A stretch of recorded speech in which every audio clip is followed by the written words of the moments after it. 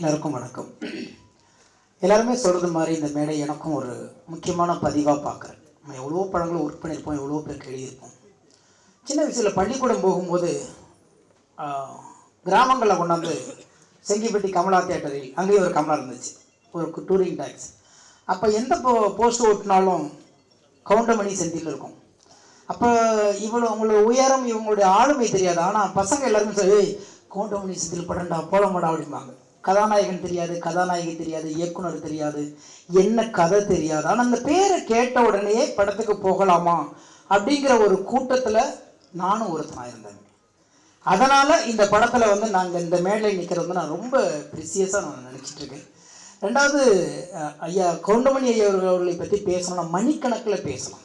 ஏன்னா அவர் ஒரு காலகட்டத்தில் அந்த சினிமாவுக்கு நான் வந்ததுக்கு பிறகு நிறைய மனிதர்களை பற்றி படிக்க போகும்போது பார்த்தா, கதாநாயகர்களை நம்பி எடுத்தார்களோ இல்லையோ, ஐயா கவுண்டமணியை பற்றி நம்பி எடுத்த தயாரிப்பாளர்கள் ஏராளமான பேர் திரையுலகில் இருந்துட்டு இருக்கிறாங்க. அவருக்கு ஆட்சிட்டு இருக்குன்னா படம் எடுக்கலாம் அப்படிங்கிற ஒரு காலகட்டம்.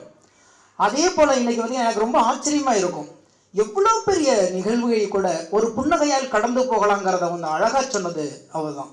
இன்னைக்கு உலகத்திலேயே மிகப்பெரிய சர்வாதிகாரியாக நினைக்கப்பட்ட ஹிட்லரையே ஒரு நகைச்சுவை நடிகன் தான் ஈஸியாக ஒரு கேளிக்கை சிரிப்பால் கடந்து போனான். சார்லி சாப்ளின்ங்கிற ஒரு மிகப்பெரிய நடிகன்.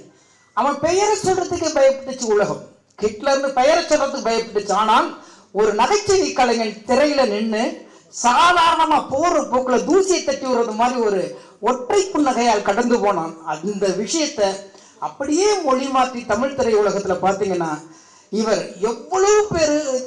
எவ்வளவு பெரிய விஷயங்களையும் ஈஸியாக ஒற்றை சிரிப்பில் கடந்து போக கற்றுக் கொடுத்தவர் ஐயா கவுண்டமணி ஐயா அவர்கள். அவருடைய படத்தில் இன்னைக்கு நானும் ஒரு ஓரத்தில் ஒரு புள்ளியாக இருக்கேங்கிறது ரொம்ப மகிழ்ச்சியாக இருக்குது. இந்த படத்துக்கு நான் இங்கே இருக்கிறதுக்கான காரணமானது இயக்குனர் ராஜகோபால் சார். அவர் 10 வருஷத்துக்கு முன்னாடியே என்ன கதாநாயகனை வச்சு எடுக்கிறதுக்கு ஒரு கதை சொல்ல வந்தார். அன்னையிலேருந்தே நாங்கள் சிறந்த ஒரு நட்போடு நாங்கள் பழகிட்டு இருக்கிறோம். அப்போ நாங்கள் ஒரு முடிவு பண்ணோம், ஆனால் கவுண்டமணி ஐயா பேசின பஞ்சு டயலாக்லாம் வச்சு ஒரு பாட்டு பண்ணலாமான்னு. எடுத்தோம்னா கொட்டுது, ஒரு 50 பாட்டு பண்ணலாம் உங்களுக்கு, அவ்வளோ நகைச்சுவைகள். ஆனால் எல்லாத்தையும் ஒரு அடக்க முடியாது இல்லையா, ஒரு சங்குக்குள் சமுத்திரத்தை அடைக்க முடியாத மாதிரி ஒரு சின்ன துளி இந்த படத்துக்கு எதெல்லாம் தேவையோ எதெல்லாம் வேணுமோன்னு எடுத்துக்கிட்டு அதை ரொம்ப சிரமப்பட்டோம்.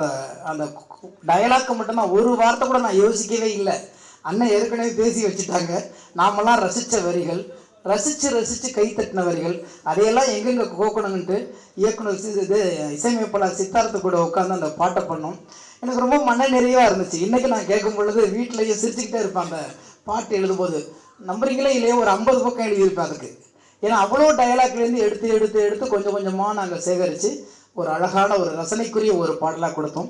அதே மாதிரி ஒரு கமர்ஷியல் சாங், வழக்கமாக ஸ்னேகனாகவே ஒரு கமர்ஷியல் சாங் கொடுப்பாங்க, அப்படியே ஒரு முத்திரை குத்தி வச்சுருக்காங்க. அதனால் இந்த படத்தில் 2 பாட்டு எழுதியிருக்கிறேன். அதை மீறி இந்த 2 பாட்டு எழுதுறது படத்துக்கு நம்ம இந்த ஒரு பாடலாசிரியர் நிற்கிறதை விட கவுண்டமணி ஐயாவுடைய நான் சின்ன வயசில் பள்ளிக்கூடத்தில் ரசித்த ஒரு மகா கலைஞனுடைய ஒரு படத்தில் நானும் இருக்குங்கிறது ரொம்ப மகிழ்ச்சி. எனவே 1000 நடிகர்கள் வந்தாலும் அடுத்த தலைமுறை நடிகர்கள் அவர்களை ஓரங்கட்டி கொண்டு இருக்கிறார்கள். எல்லாருக்கும் மாற்று இருக்கிறது, ஐயா கவுண்டமணி ஐயாவுக்கு மட்டும் எப்போதும் மாற்றே இல்லை.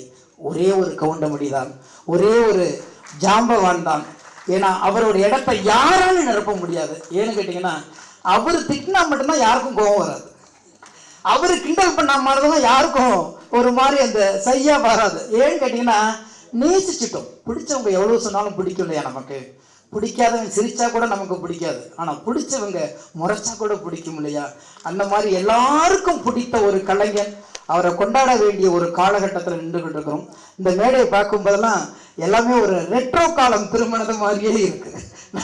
நம்ம விசில் அடிச்சுக்கிட்டு டூரிங் டாக்ஸில் படம் பார்க்கும்போது யாரையெல்லாம் ஆகாய மாதிரி அண்ணாந்து பார்த்தோம், அவ்வளோ ஜாம்பவான்கள் இருக்கிறாங்க.